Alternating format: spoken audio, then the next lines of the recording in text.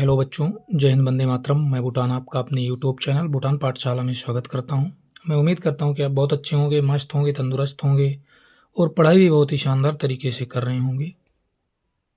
आप अगर हमारी वीडियो पहली बार देख रहे हैं तो चैनल को लाइक, शेयर एंड सब्सक्राइब जरूर करिएगा। ठीक बच्चों, तो चलिए बिना किसी देरी के आज की क्लास हम स्टार्ट करते हैं।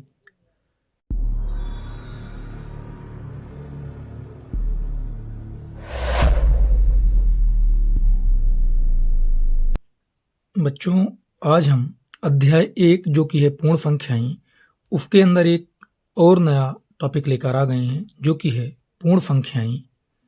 बच्चों, आपने अगर इसके पहले जो 2 वीडियो पहले से ही अपलोड की जा चुकी हैं उनको नहीं देखे हैं तो आप चैनल के प्लेलिस्ट में जाइए और कक्षा 6 की प्लेलिस्ट जो बनी हुई है हिंदी मीडियम की, उसके अंदर उन दोनों वीडियो को पहले देखिए, तभी ये वीडियो आपको समझ में आएगा। क्योंकि जो हमने वहाँ प्राकृत संख्याएं और प्राकृत संख्याओं की पूर्ववर्ती और परवर्ती के कॉन्सेप्ट पढ़ाए हैं, हो सकता है अगर आप उसको ना देखें तो यहाँ समझ में ना आए।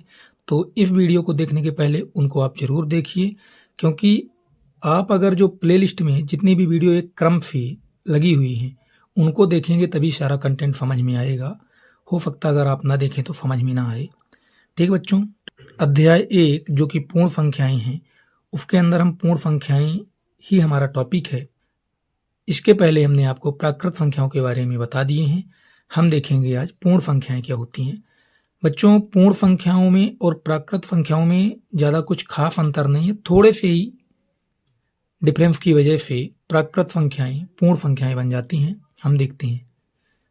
आपको बता दें पहले प्राकृत संख्याएं क्या होती हैं, शॉर्ट्स में बता देंगे। प्राकृत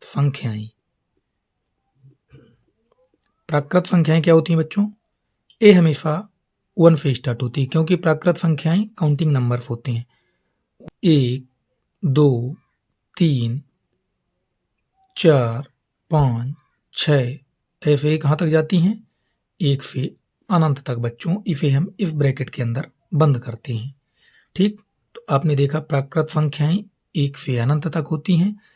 अब हम पूर्ण संख्याओं के बारे में देखेंगे, आखिर पूर्ण संख्याएं होती क्या हैं।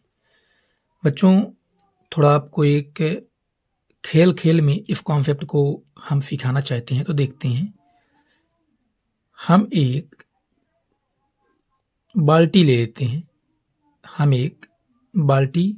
हैं। अब इस बाल्टी के अंदर हम जितनी भी प्राकृत संख्याएं हैं उनको डाल देते हैं। देखिए, 1 से इनफाइनाइट तक, 1, 2, 3, 4, 5, 6। इसके बाद जितनी संख्याएं हैं सभी डाल देते हैं, क्योंकि प्राकृत संख्याएं 1 से अनंत तक जाती हैं। तो इस बाल्टी के अंदर हमने जितनी भी प्राकृत संख्याएं हैं उनको डाल दिया। ये कौन सी संख्याएं हैं? प्राकृत संख्याओं का संग्रह है। ठीक, संग्रह मतलब ये प्राकृत संख्याएं इकट्ठा की गई हैं। अब बच्चों, हम एक और बाल्टी बनाते हैं। एक और हमने बाल्टी बना लिया। अब इस बाल्टी के अंदर ये अभी क्या था? प्राकृत संख्याओं का संग्रह, क्योंकि ये 1 से स्टार्ट है, 1, 2, 3, 4 से अनंत तक। अब एक और बाल्टी हमने बना लिया। इसमें जितनी भी प्राकृत संख्याएं हैं सभी को हम डाल देते हैं।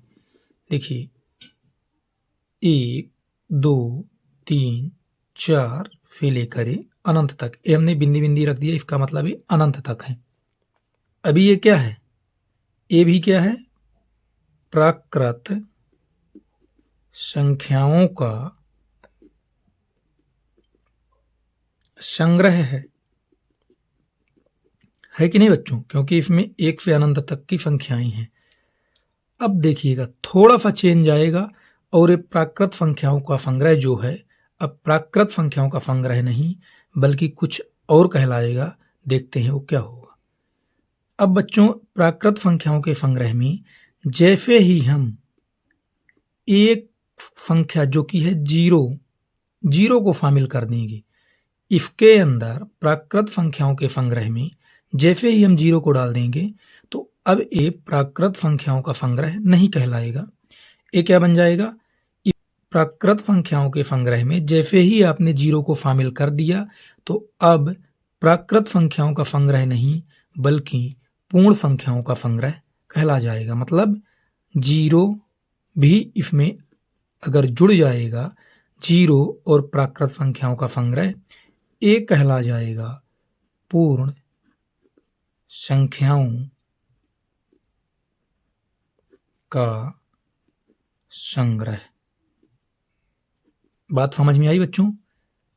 क्या समझ में आया आपको कि पूर्ण संख्याएं कुछ और नहीं हैं, प्राकृत संख्याओं के संग्रह में ही अगर हम 0 को शामिल कर देते हैं तो अब वो प्राकृत संख्याओं का संग्रह नहीं कहलाएगा बल्कि पूर्ण संख्याओं का संग्रह कहलाएगा। ठीक है बच्चों, तो इसे हम व्यवस्थित तरीके से लिखते हैं। पूर्ण संख्याओं का संग्रह। ये क्या होता है बच्चों? प्राकृत संख्याएं होती हैं और प्राकृत संख्याओं में अगर हम 0 को शामिल कर दें तो वो क्या बन जाएगा? पूर्ण संख्याओं का संग्रह। देखिए, पहले हम प्राकृत संख्याएं लिखेंगे 1, 2, 3, 4, 5, ऐसे कहाँ तक? अनंत तक। अब ये क्या है? प्राकृत संख्याओं का संग्रह। अब इस संग्रह में हम केवल 0 को शामिल कर दें तो अब ये प्राकृत संख्याओं का संग्रह नहीं कहलाएगा। अब बच्चों ये पूर्ण संख्याओं का संग्रह हो गया। इसे अब हम इस कोष्टक के अंदर बंद कर देंगे। ठीक है बच्चों, आपको समझ में आ गया होगा कि प्राकृत संख्याओं के संग्रह और पूर्ण संख्याओं के संग्रह में अंतर क्या है। प्राकृत संख्याओं का संग्रह कहाँ से स्टार्ट होता है? 1 से लेके अनंत तक जाता है। और पूर्ण संख्याओं का संग्रह क्या कहलाता है? अगर प्राकृत संख्याओं में ही आप 0 को और शामिल कर देंगे तो वो बन जाएगा पूर्ण संख्याओं का संग्रह। बात समझ में आई बच्चों? इतनी एक बात का और आपको ध्यान रखना बच्चों, पूर्ण संख्याओं का जो संग्रह होता है उसे हम कैपिटल W से प्रदर्शित करते हैं। ठीक है, अब मान लीजिए हमें कहीं पूर्ण संख्याओं का संग्रह लिखना हुआ तो हम इस प्रकार से शब्दों में नहीं लिखेंगे पूरा, हम केवल W लिख देंगे। उससे समझ में आ जाएगा कि पूर्ण संख्याओं के संग्रह की बात की जा रही है। ठीक, आपको समझ में आ गया होगा बच्चों कि पूर्ण संख्याएं क्या होती हैं और प्राकृत संख्याएं क्या होती हैं, क्योंकि पूर्ण संख्याओं में और प्राकृत संख्याओं के संग्रह में बहुत बड़ा अंतर नहीं है, केवल 0 का अंतर है। अगर प्राकृत संख्याओं के संग्रह में आप 0 को शामिल कर दिए तो वो पूर्ण संख्याओं का संग्रह बन जाता है। बच्चों, आपसे बच्चों हम कुछ क्वेश्चन पूछते हैं, देखते हैं आपसे बनते हैं या नहीं। ये क्या है? प्राकृत संख्याओं का संग्रह। ये क्या है? पूर्ण संख्याओं का संग्रह। आपको ये बताना है कि प्राकृत संख्याओं के अंदर पूर्ण संख्याएं आएंगी या पूर्ण संख्याओं के संग्रह के अंदर प्राकृत संख्याओं का संग्रह आएगा। पहले आप ये बताइए कि प्राकृत संख्याएं कहाँ से कहाँ तक होती हैं? 1 से लेके अनंत तक। और पूर्ण संख्याओं का संग्रह कहाँ से कहाँ तक आता है? 0 से लेके अनंत तक। तो ये बताइए, पूर्ण संख्याओं के अंदर जितनी भी प्राकृत संख्याएं वो तो हैं कि नहीं है? देखिए, 1 से लेके अनंत तक जितनी प्राकृत संख्याएं हैं, 1 से लेके अनंत तक जितनी भी प्राकृत संख्याएं हैं वो सब पूर्ण संख्याओं के अंदर हैं। लेकिन क्या हम ऐसा कह सकते हैं कि प्राकृत संख्याओं के अंदर सभी पूर्ण संख्याएं हैं? बिल्कुल नहीं, क्योंकि पूर्ण संख्याओं में 0 भी होता है जबकि प्राकृत संख्याओं में 0 नहीं है। बात समझ में आई बच्चों? तो इसे हम वेन डायग्राम के माध्यम से समझेंगे जिससे आपको हमेशा याद रहे। क्या ध्यान रखना है? पूर्ण संख्याओं के अंदर प्राकृत संख्याएं आती हैं जबकि प्राकृत संख्याओं के अंदर पूर्ण संख्याएं नहीं आती। देखिए कैसे। ये हमने बना दिया, मान लीजिए किसका? पूर्ण संख्याओं का संग्रह। हम इसे W से लिखते हैं। ठीक, अब बच्चों देखिए, ये जितनी भी पूर्ण संख्याएं हैं, मान लीजिए यहां हमने लिख दिया 0, 1, 2 3 4 5 6 7 8 9 10 11 12 13 ऐसे इसके अंदर अनंत संख्याएं आएंगी, क्योंकि जितनी भी पूर्ण संख्याएं हैं सभी इसके अंदर हैं। ठीक है, अब आपको बोला जाए क्या जितनी भी पूर्ण संख्याएं हैं वो सारी प्राकृत संख्याएं हैं? नहीं। इसका मतलब पूर्ण संख्याओं के संग्रह के अंदर ही प्राकृत संख्याएं आती हैं, जबकि प्राकृत संख्याओं के अंदर सारी पूर्ण संख्याएं नहीं आती। अब देखिए, ये पूर्ण संख्याएं हैं, क्या ये जितनी भी पूर्ण संख्याएं हैं इन सभी को हम प्राकृत संख्याएं कहेंगे? नहीं बच्चों। तो देखिए, इसके अंदर यहां हम इसे एक सर्कल में पैक कर देते हैं जो कि प्राकृत संख्याओं का संग्रह है। ये देखिए कितना अच्छा आपको दिख रहा है कि जितनी भी पूर्ण संख्याएं हैं वो सब प्राकृत संख्याएं नहीं होती, क्योंकि प्राकृत संख्याएं जो हैं ये प्राकृत संख्याओं का संग्रह है बच्चों। किसका? प्राकृत संख्याओं का। आप इस डायग्राम के माध्यम से काफी अच्छे समझ सकते हैं कि जितनी भी प्राकृत संख्याएं हैं, ये वाली जो लाल सर्किल के अंदर हैं, कि जितनी भी प्राकृत संख्याएं हैं वो सब पूर्ण संख्याएं होती हैं, लेकिन सभी पूर्ण संख्याएं प्राकृत संख्याएं नहीं होती, क्योंकि ये जो शून्य है, शून्य की वजह से हम सभी पूर्ण संख्याओं को प्राकृत संख्याएं नहीं कह सकते। ठीक है बच्चों, आपको समझ में आ गया होगा। अब हम पूर्ण संख्याएं और प्राकृत संख्याओं से संबंधित जो कॉन्सेप्ट हैं उन्हीं से रिलेटेड जितने क्वेश्चंस हैं 3-4 प्रयास कीजिए कि उनको हल करने की कोशिश करते हैं। चलिए देखते हैं। यही लिखा बच्चों कि पूर्ण संख्याओं के संग्रह को हम W से प्रदर्शित करते हैं, ये हमने आपको बताया है। पहला प्रश्न है बच्चों, क्या सभी प्राकृत संख्याएं पूर्ण संख्याएं भी हैं? अब देखिए, प्राकृत संख्याएं क्या होती हैं, हम बार बार आपको इसलिए बता रहे हैं जिससे आपको ध्यान रहे। 1 2 3 4 से लेकर अनंत तक क्या होती हैं? प्राकृत संख्याएं।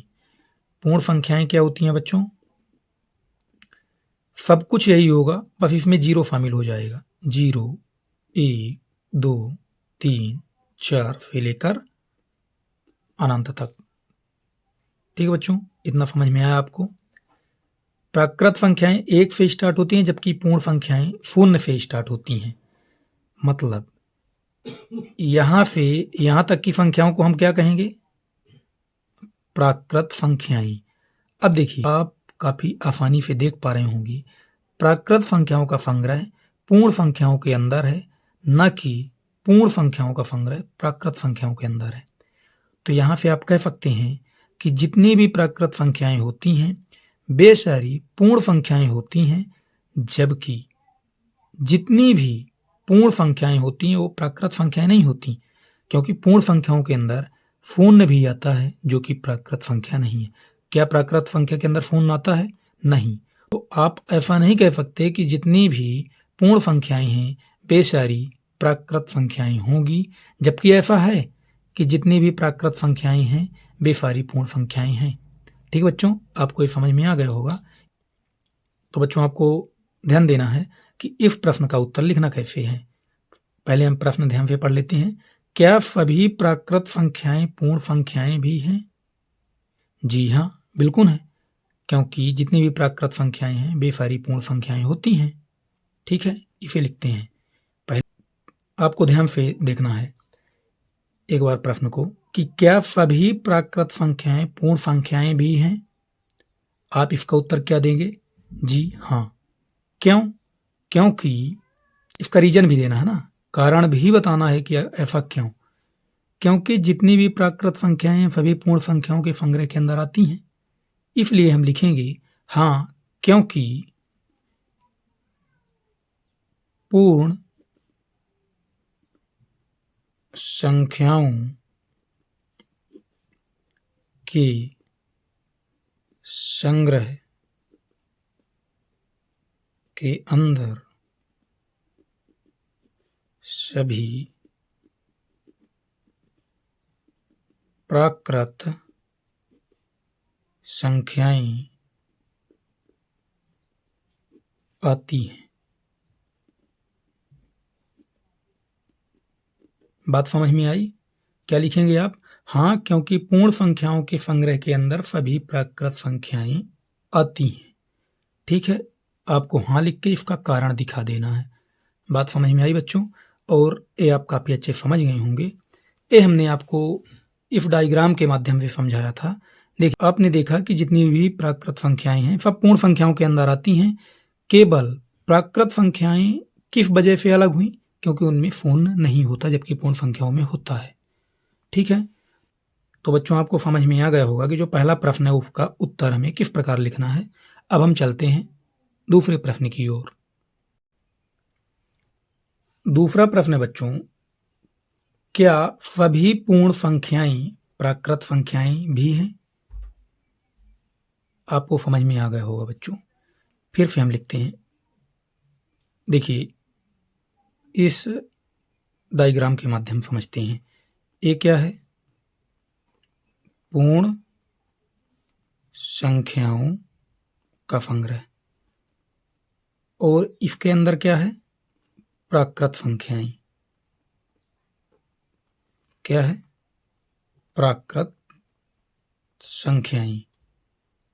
इसका मतलब यहाँ 1, 2, 3, 4 इस प्रकार की संख्याएं होंगी, और इसके बाहर क्या होगा?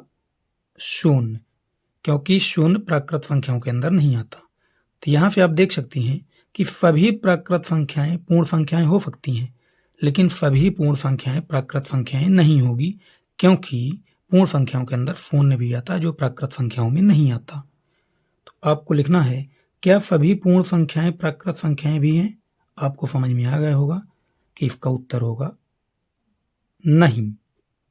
कारण लिखना है, क्योंकि